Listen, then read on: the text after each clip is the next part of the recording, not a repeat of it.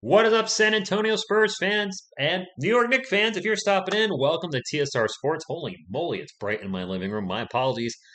Well, news just broke earlier today, or just a little while ago. Former San Antonio Spur Luka Samanic, our 2019 first round pick drafted 19 overall, is signing with the New York Knicks. He's headed to the Big Apple on a two-way contract. A two-way contract, if you're not familiar, is essentially a contract where they're going to spend most of their playing time in the G League and can't spend more than 45 days with the respective NBA team.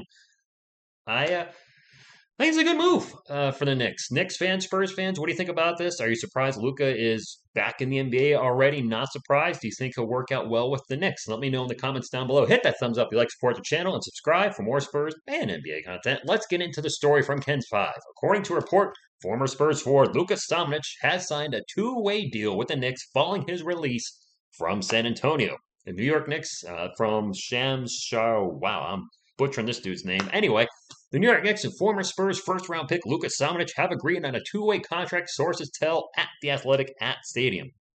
Samanic played 2 seasons for the Spurs, averaging 3.8 points and 2.2 rebounds in 9.9 minutes over 36 games.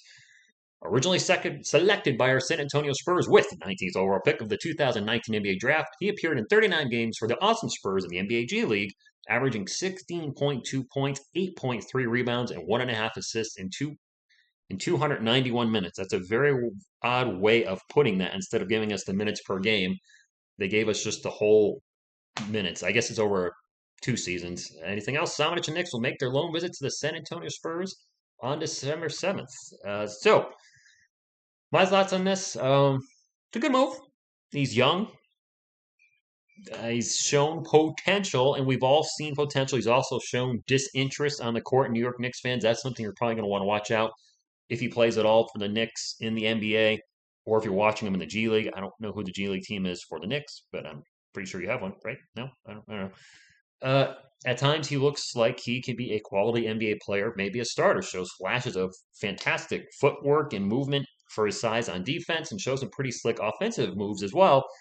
But other times, he gets really sloppy with the ball, trying to do too much, careless with the ball, maybe causing some turnovers, and just very lackadaisical on defense. I think Knicks fans haven't seen this, and I don't have the video clip anymore.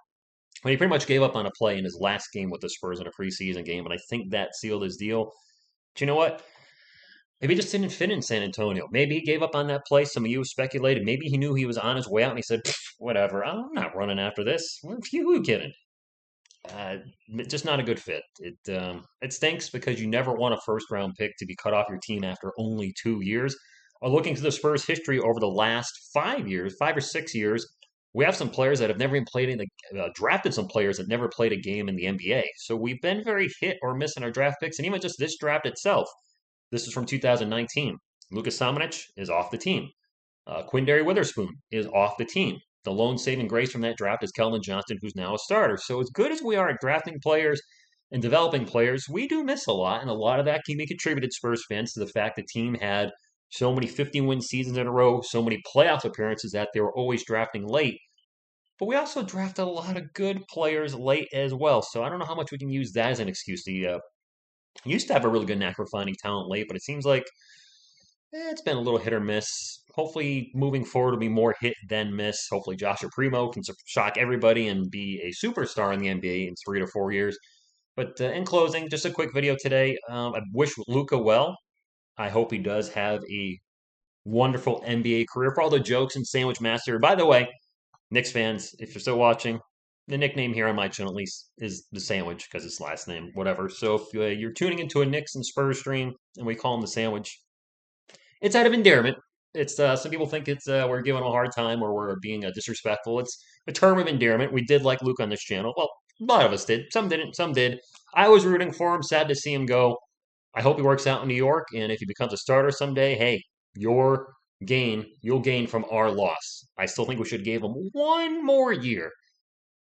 One more year. You know, that I guess Pop and company didn't see it. And again, maybe it's in reference to that game, the last I forgot who we played, where he gave up on the play now. Dang. Oh well. But he's also had those moments really throughout the preseason, and we saw it last year a little bit where it just looked like maybe his head wasn't in the game, maybe just didn't want to be there, whatever it may be. He's now off in the Big Apple. He's in New York, and I hope things work out for him well there. Well, thank you all so much for tuning in. And as always, go Spurs, go!